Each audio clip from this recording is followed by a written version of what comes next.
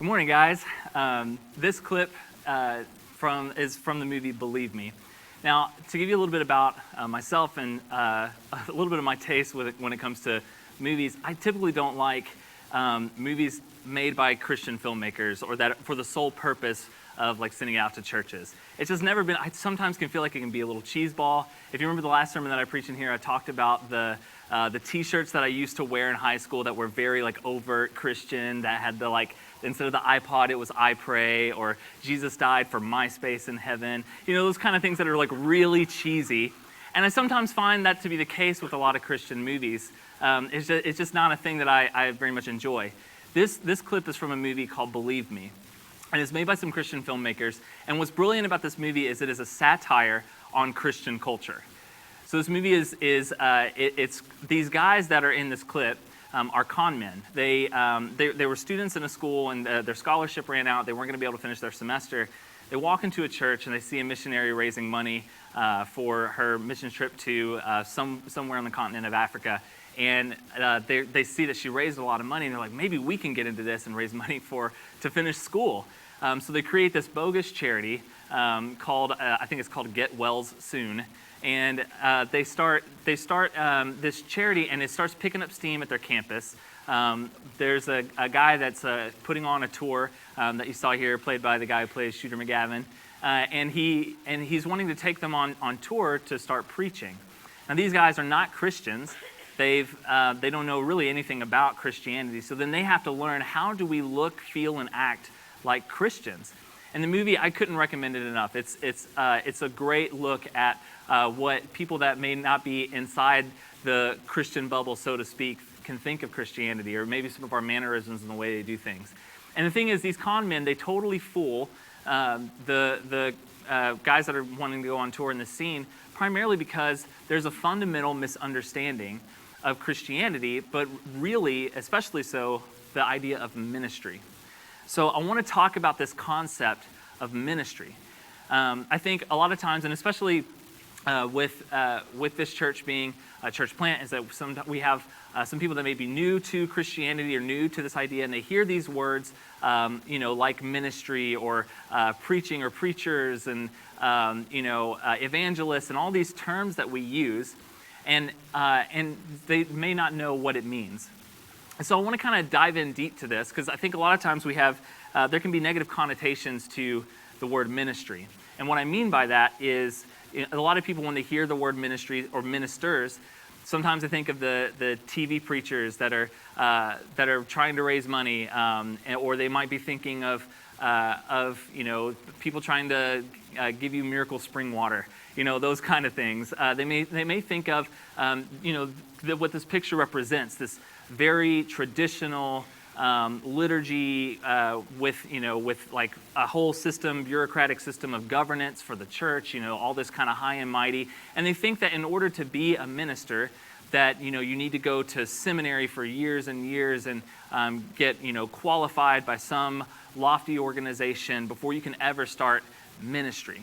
And I think that while some aspects of all of those things can be good, I think that there's a fundamental misunderstanding of what it is and how it affects all of us, and how all of us are, in a way, ministers. So I want to dive in deep to this word, and let's talk about it.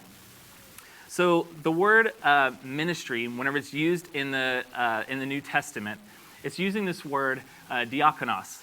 And so you see this a lot when Jesus is talking to his disciples, and there's a verse where he says, my servants, they'll be with me where I am, when he says in John 15 when he's praying, that idea of servants. It's ministry, ministers. You hear it a lot in Paul's epistles, where he talks about being in ministry. As you see this word kind of throughout the New Testament, it's used about 30 plus times, diakonos. And this word in the Greek comes down to three kind of, they can kind of be interchangeable, but the idea is one who executes the commands of another. So one is working in service of another, that does what usually the master or whatever they command. It could be the servant of a king. Typically kings back in ancient Israel And during that time, even with the Roman Empire, there were always servants that were kind of at the beck and call of not just the king, but of the guests. And then we also see, probably my favorite is the idea of a waiter or a server. That it might be their occupation. This is what they do. And I really like this idea of it, because when you think about what makes a good server, it's they are catering to your needs and trying to help you in the best way. So I want to talk about a little bit of my background. I grew up in a very, my parents were pastors. My background was pretty charismatic. I came from the Church of God denomination. And so there was a lot of this like shouting preaching that was happening. My dad is a shouting preacher. And I remember whenever people used to tell me as a pastor's kid, you're going to follow in your parents' footsteps and you're going to be this shouting preacher that's going to bring the glory of God, and with the foot stomp and the heavy breathing in between the sentences and really talking this up. And that was my idea of ministry. I thought that ministry was like you had to go and go to a seminary and go through all these preaching classes and public speaking and be able to learn the rhythm with the music to be able to preach and when to breathe and like all these extra things that I didn't really get down to the fundamental idea of what it is. And really, the idea of ministry is servanthood. Ministers are above all else servants. And I want us to dig into this because I believe that this room is full of ministers. Now, when you first become a Christian, when you first start following Jesus, you go through these phases. And I want to talk about these phases. Oh, wait, there's my, okay, sorry, technical difficulties. So I want to talk about some of these phases. And the first phase that you kind of go through is this period where you need to study and you need to learn, right? So once we become a Christian, we want to dive in deep to why we believe what we believe. And there's this imagery I want to use that's essentially stop fishing. I love to fish. It's been it's something that I've done my entire life. My brother and I, we'd go fishing a lot, especially last year. We loved to fish, and it's definitely like a hobby and a thing that we love to do. And the reason why I bring this up is I want to tell the story of when Jesus recruits Simon and Andrew. So Jesus has just started his ministry, and he's going around looking for his disciples. And he comes across Simon and Andrew. They're two brothers, and they're fishing. It's their career. It's what they were essentially born and raised to do. It was their entire livelihood. And Jesus comes up to them, and I'm going to read the story. As Jesus was walking beside the Sea of Galilee, he saw two brothers, Simon called Peter and his brother Andrew. They were casting a net into the lake, for they were fishermen. "Come, follow me," Jesus said, "and I will send you out to fish for people." At once they left their nets and followed him. We're going to stick on that sentence here in a moment. Going on from there, he saw two other brothers, James, the son of Zebedee, and his brother John. They were in a boat with their father Zebedee, preparing their nets. Jesus called them, and immediately they left the boat and their father, and they followed him. So I think this, for a lot of people, this kind of resembles that initial conversion experience, right? When you first start following Jesus, it's like you start to maybe like leave whatever you were kind of doing to focus this. It radically changes every part of your life. And I want us to focus in on that idea of that, the last sentence that says that once they left their nets and they followed him. Now these guys, they had their careers, they had their livelihood. And in order to really focus on your walk with Jesus and what you feel like God wants you to do, you need to take some time to set aside your career goals, your hobbies, your interest. And I'm not talking about forever, right? I'm talking about just like a dedicated time that the focus maybe not be on all these other things, but be focused on Jesus. That idea that he calls you and you follow him. Immediately dropping your nets and following. And refocusing your life on that one thing. And that's learning about Jesus and getting to know him and growing in that relationship with him. And that's how it starts. That's how we get started in ministry. One of the things I like to compare it to is kind of like an internship. And this is like with discipleship. When Jesus calls us, we have to go through that phase of learning until we're able to really be able to speak on God's behalf and be able to minister to people.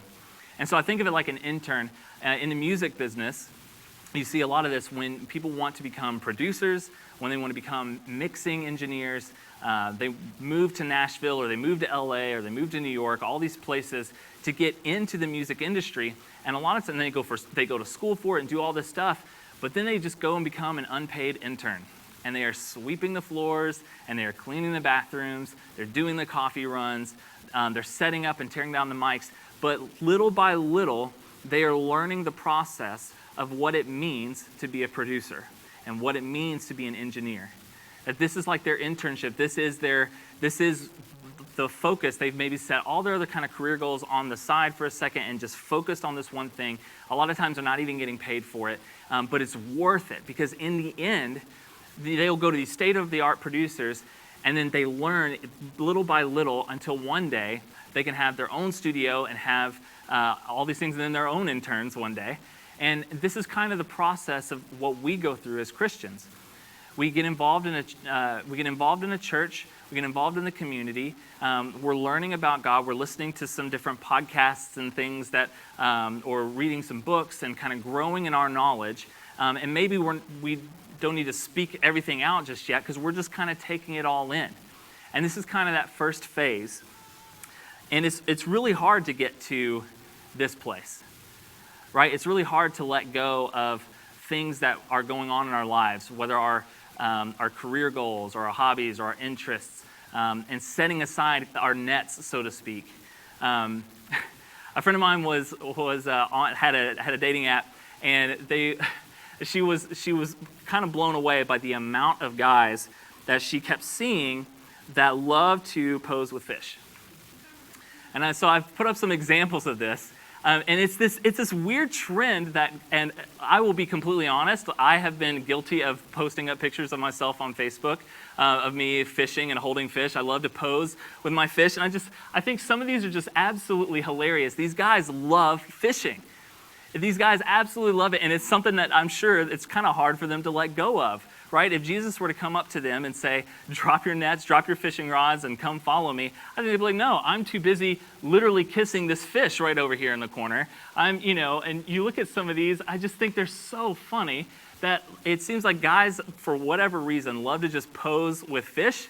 And it's just a thing to show that they're adventurous and this is their hobby. Anyway, I just thought it was hilarious, and I just wanted to share that with you. And I think that Jesus, when he shows up on the scene and he asks us to follow him, sometimes it can be hard to let go of those things. But it's so worth it if you do. It's so worth it if you put aside the fish. It's so worth it if you set your nets down and immediately start following him. One of the things for myself was growing up, I love playing music. As many of you just saw, I love to play music. I love to sing. I love to write songs. It's something that I'm very passionate about doing. It's something that I feel like, it was something I was born to do in a sense. And there was a time in my life where I was working at a call center for a cable company, and I worked in the billing department, and I was the guy that people would call to complain about their cable bills going up. And that was probably the worst job I ever had, because you just listen to people just constantly complaining just all day. I remember they told us, they're like, guys, we have an amazing gift to give you. You guys have been working so hard, you've been meeting your sales goals, so here's this amazing gift. And they hand all of us stress balls. And that's when I knew that this maybe wasn't the job for me. And because this whole job was just so goofy.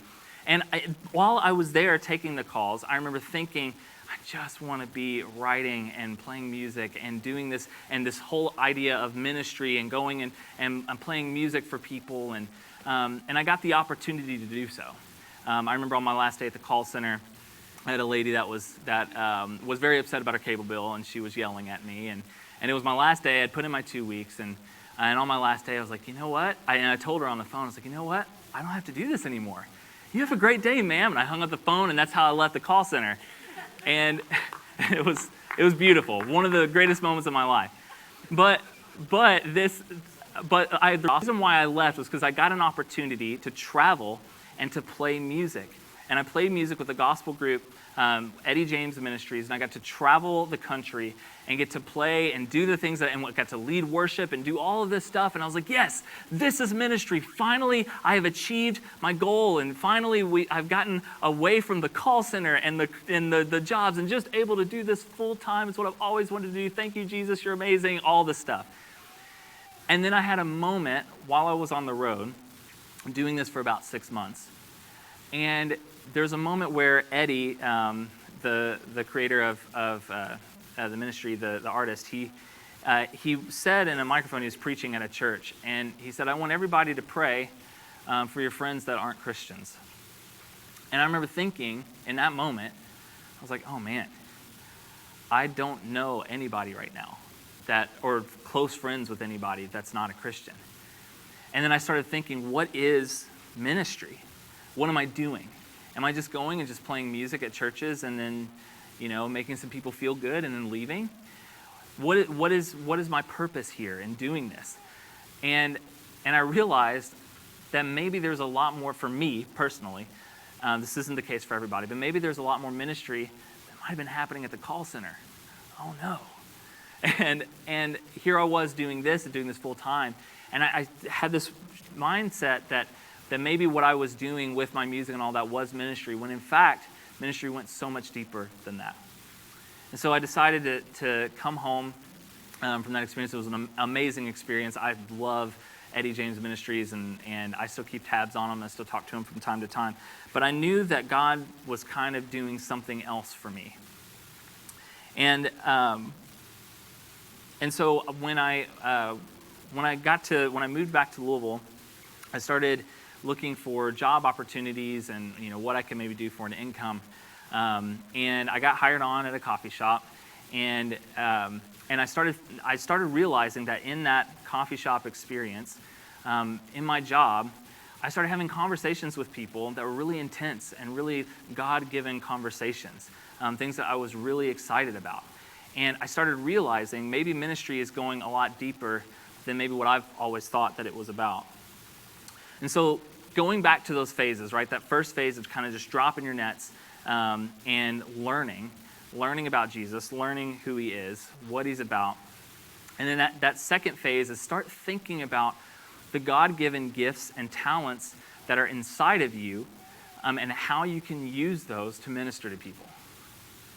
And what I mean by ministry is sharing the gospel with people, sharing the life of Jesus Christ and sharing what he did, sharing your testimony, saying, I used to deal with this, and this, and then when I started following Jesus, I saw, my family get repaired. I saw maybe I was physically healed or these other things, sharing that testimony.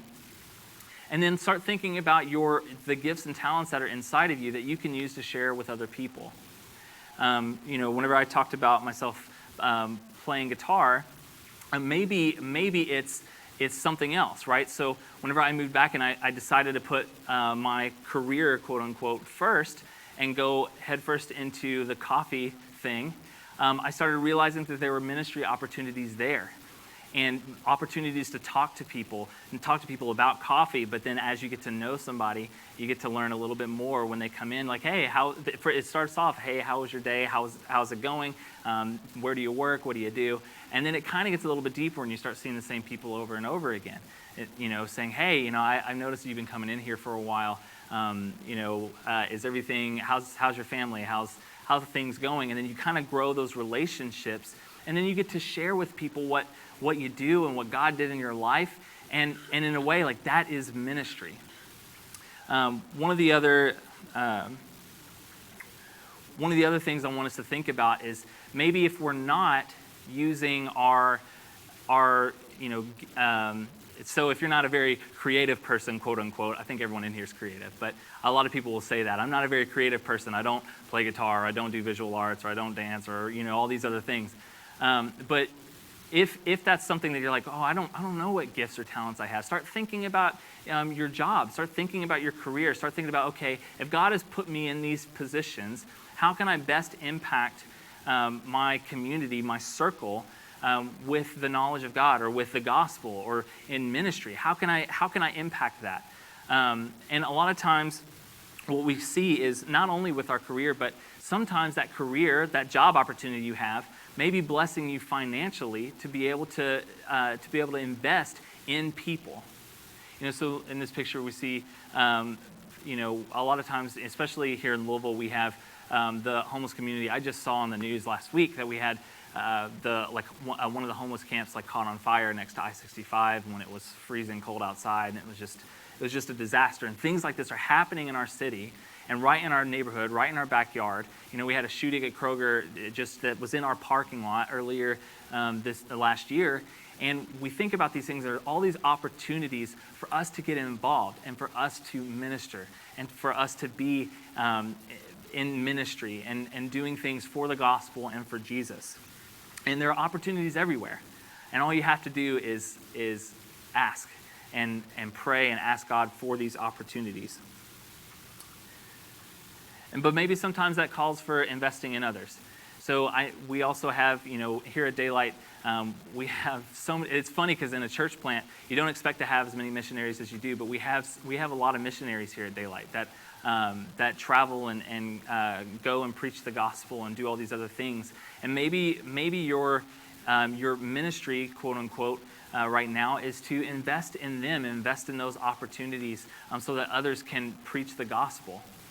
And I think that for us, a lot of us can find ourselves when we first become a Christian as very surface level, right? It's that moment of just dropping the nets, and I'm just going to follow you, and I'm just going to learn and grow. But then there comes a time when Jesus steps away, like in the Gospels when Jesus leaves the earth, and he kind of hands the keys to the car, so to speak, to his disciples. And there comes that moment where you're learning and you're growing, and now it's time to start investing in other people. And I think all of us are called to invest in other people. So I want you to start thinking about what are ways that you can invest in those other people.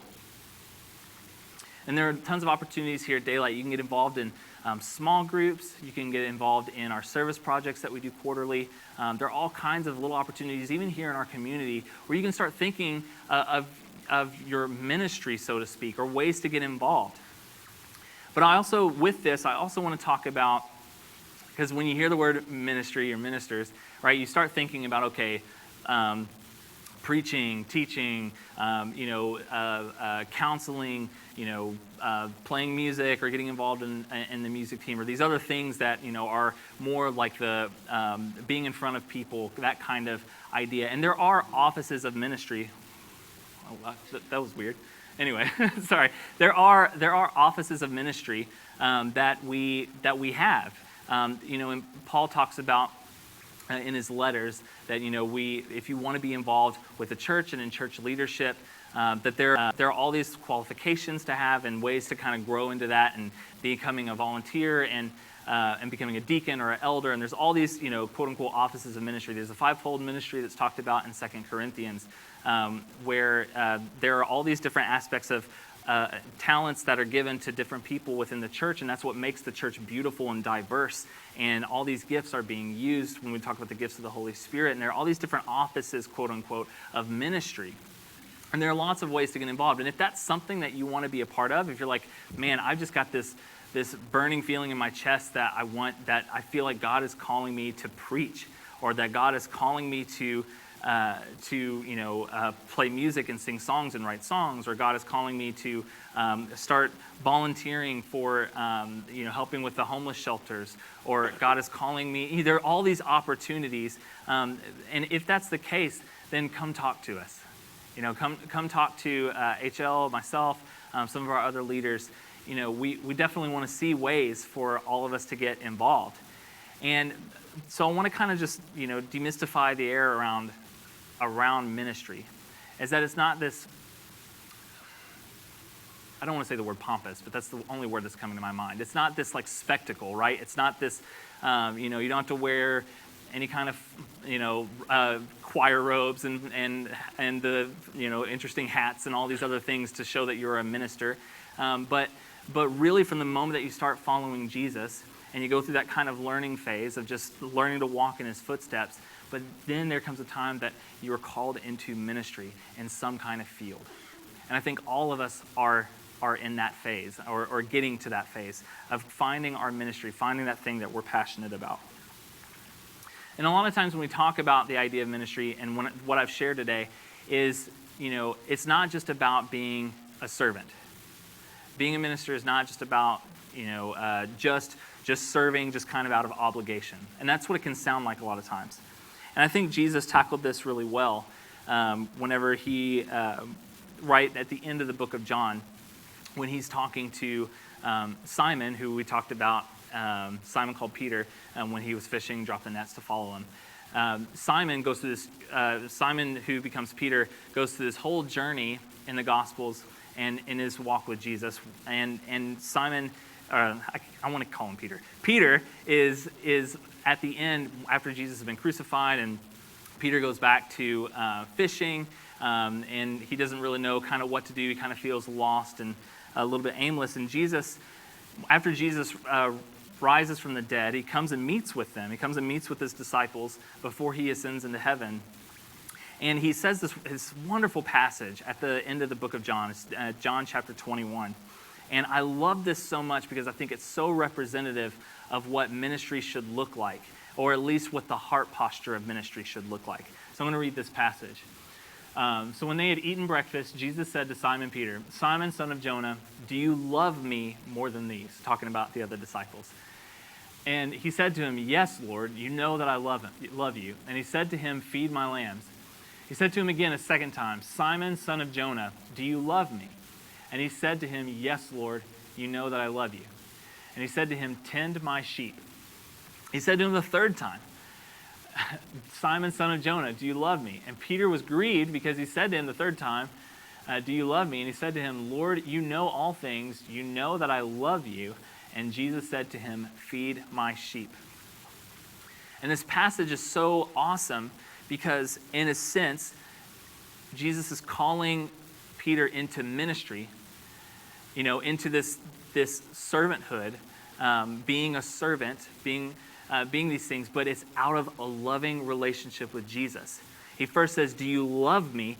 If so, minister." And so the idea of feeding my sheep is going and spreading the gospel and talking to people about Jesus and what he's done in your life. And so it comes from that idea of love. There's an awesome quote from Mike Bickle where he says, "A lover will outwork a worker every time." And I love it so much because it's like when you're captivated by something, when you're captivated and by someone, you will work your tail off to see something come to fruition. And so when we look at ministry, what we're looking at is a bunch of servants that are in love with Jesus, what he's done in their lives, and then they want to just give it all over to him and be able to tell others about this wonderful thing that they've encountered, this wonderful person that's changed their life. I absolutely love crunchy peanut butter. I love crunchy peanut butter. I think it's the best peanut butter on the planet. If you go to Whole Foods and you get the honey roasted almond butter, peanut butter, whatever, I think it's better than any other peanut butter on the planet, bar none. Now, I know there are a lot of people that love smooth peanut butter, but I'm telling you, I am passionate about this crunchy peanut butter, and I will tell you that your peanut butter is inadequate every single time. If I am making a bagel, I would put this on my pancakes. I love this peanut butter, and I will tell you about it because I am passionate about this peanut butter. And I think that, like, in that sense, it's like I want to tell you about it because I love it. And when you're passionate about something, you express it and you love it. So I want you to think about yourself as a minister of sorts, as a minister of the gospel. Are you captivated by what God has done in your life? Because it's amazing.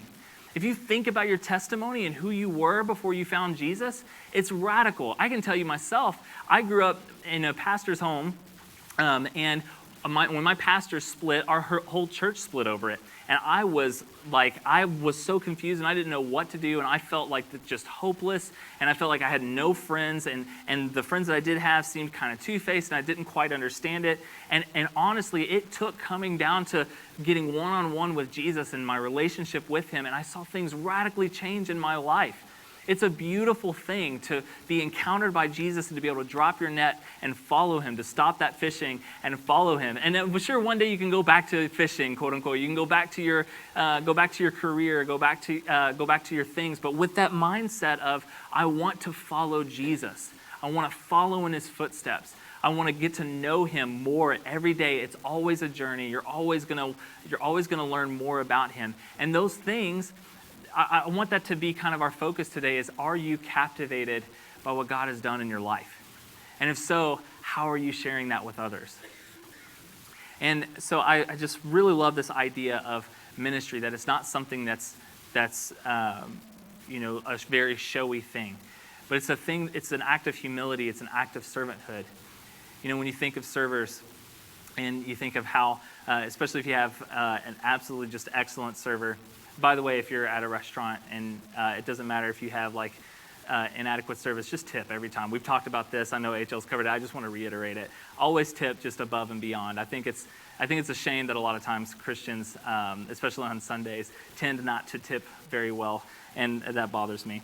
But going back to servers, when you have a good server, in a way they are ministering to you. So there are two ideas of ministry.